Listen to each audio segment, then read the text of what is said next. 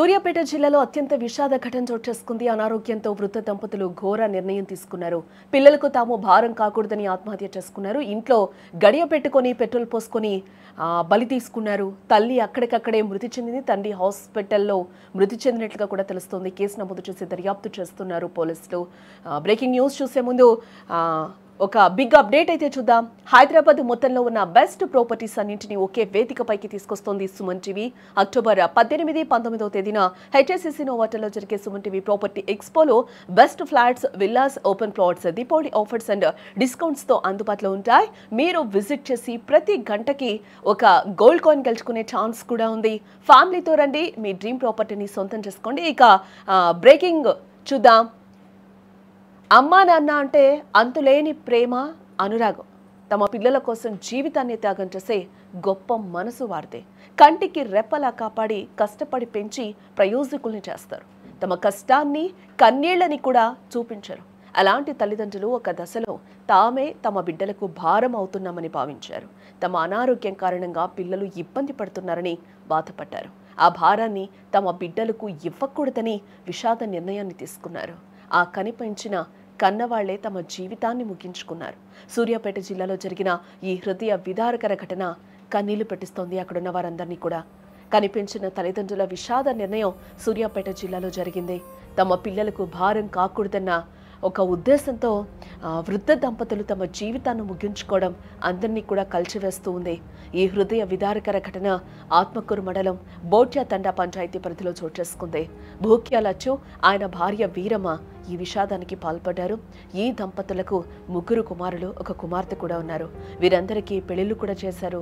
కొన్నాళ్ళుగా ఈ వృద్ధ దంపతులు ఇద్దరు కూడా తీవ్ర అనారోగ్యంతో బాధపడుతూ ఉన్నట్లుగా కూడా తెలుస్తూ ఉంది.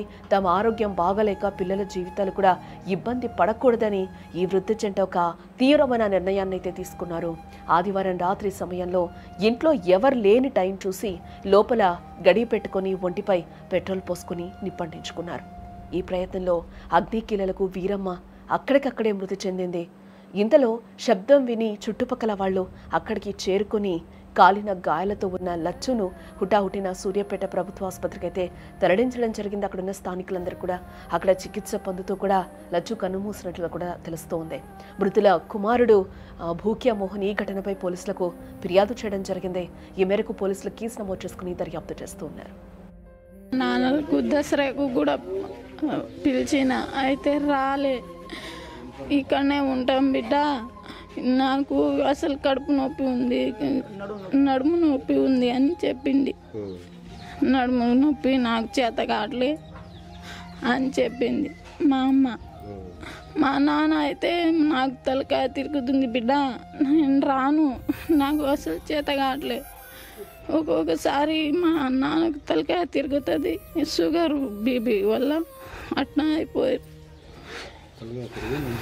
మెంటల్ చేస్తాడు. మా అమ్మకు రోజు బాధలే, మా అమ్మ చూసుకుంది. మా అన్నలు కూడా మంచిగానే చూసుకోరు. మా అన్నలు గింతగా నన్ను వస్తే హాస్పిటల్లోనే పంపుతారు. ఇద్దరికి తోలి వస్తారు. రాత్రి నైట్ 10:30 ఆ టైంలోకి జరిగింది సార్. అది జరిగినప్పుడు మేమైతే మా బాబాయ్ కొడుకు వచ్చి మాకు లేపిండు. మా అన్న వాళ్ళు పని చేసి అలసిపోయి పడుకున్నారు. ఇక ఏం చేసుకున్నారైతే మాకైతే తెలియదు సార్. పోవాలంటే మా బాబాయ్ కొడుకు బయటకు వచ్చిండు, ఆయన కేక వినపడింది మామూలుగా. ఇక వాళ్ళు డోర్ లాక్ చేసి ఉంది, ఈ కిటికీలు ఇవన్నీ లాక్ చేసి ఉంది. ఇక పగలు కొట్టి లోపలికి వెళ్ళి అంతలోనే మా అమ్మ చనిపోయింది సార్. లోపలలోనే చనిపోయింది.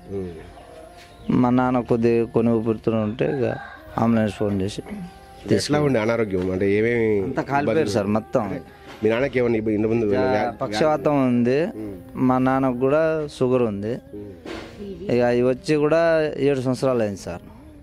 7 సంవత్సరాలు అయింది అది వచ్చి.